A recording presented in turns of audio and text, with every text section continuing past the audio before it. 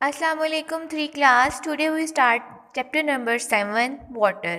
You know water are a most important thing in our life for our survival. ये तो हम सब जानते हैं बेटा कि जो वाटर है वो हम सब के लिए हम सब के ज़िंदा रहने के लिए एक मोस्ट इम्पॉर्टेंट थिंग है। ठीक है, फर्स्ट थिंग ऐसी है वाटर जो हर लिविंग थिंग के लिए मोस्ट इम्पॉर्टेंट है। ठीक है, अब यहाँ पे कह रहा है कि ऑल लाइफ नीड वाटर। सारी की सारी जो हमारी लाइफ है, हमारी ज़िंदगी है, जितनी भी लाइफ हमने गुजारनी है, चाहे हम हैं, प्लांट्स हैं, ह्यूमंस हैं, एनिमल्स हैं, सबको पानी की ज़रूरत है। ठीक है, अब यहाँ पे वो कहता है कि हमारी जो ज़मीन है, अर्थ का 3/4 मतलब 1/3 पोर्शन जो है ना हमारी अर्थ का, वो पानी के साथ कवर्ड है। लेकिन but the surface of earth is not only the thing that is 3/4 water, so the human body is also. अब वो कहता है कि सिर्फ और सिर्फ यहीं पर नहीं, मतलब कि ह्यूमन की बॉडी के अंदर भी वाटर प्रेजेंट है। इसी वजह से हम कह सकते हैं कि ह्यूमन बॉडी जो है वो वाटर से मिलके बनी हुई है। ठीक है, अब ये देखें, अब ये जो साइंटिस्ट अंकल हैं ये इस बात पे सोच रहे हैं कि that must why I am leaking, तो मैं लीक क्यों नहीं होता इस तरह से। ये देखें ना, इसके कानों से जैसे पानी निकल रहा है। अब वो सोच रहे हैं ना कि अगर ह्यूमन की बॉडी वाटर से मिलके बनी हुई है तो लीकिंग क्यों नहीं हो रही।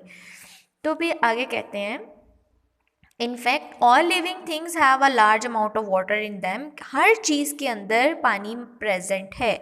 सो when they lose water through heat or for any other reason that water need to be replaced.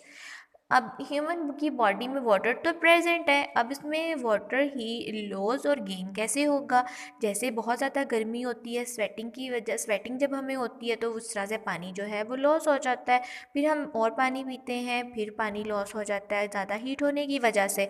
Life only exist on earth, जो हमारी लाइफ एग्जिस्ट करती है, डिपेंड करती है अर्थ पे हम रहते हैं, because water remain liquid at the temperature found on the earth.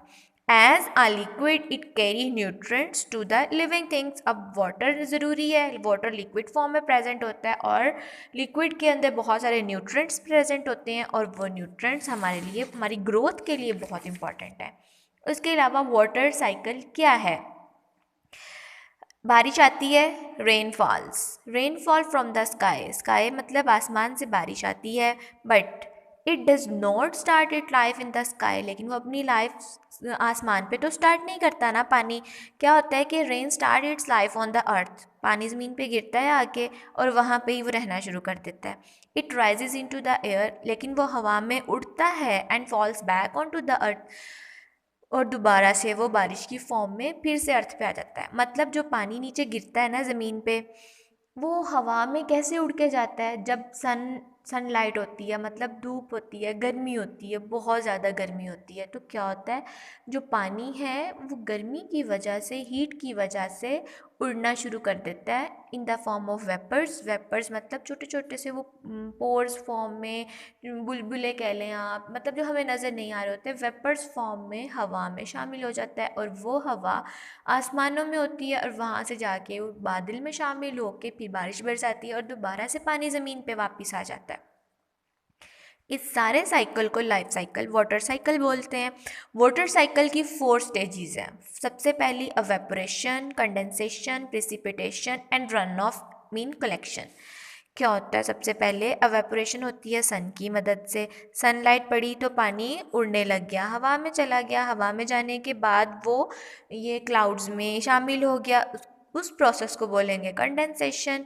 Clouds के बाद जब बारिश बरसती है, बारिश बरसेगी, इस प्रोसेस को बोलेंगे प्रेसिपिटेशन। उसके बाद जब पानी ज़मीन पे कलेक्ट होना शुरू हो जाता है, इस पोर्शन को बोलते हैं run of.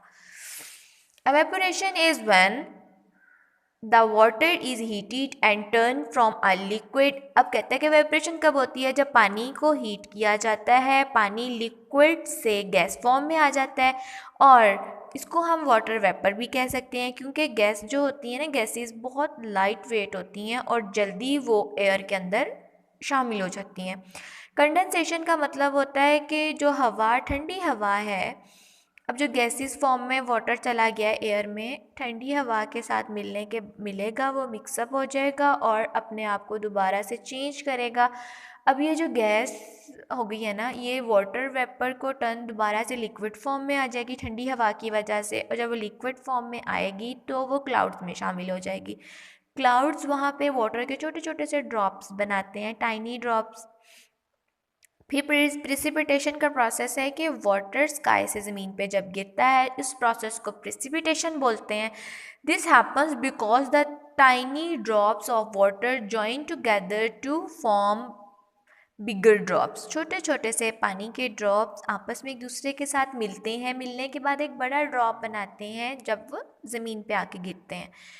When they become too heavy to stay in the air, they fall to the earth so rain. जब वो ज़मीन पे आते हैं तो उसको हम कहते हैं कि बारिश बरस रही है।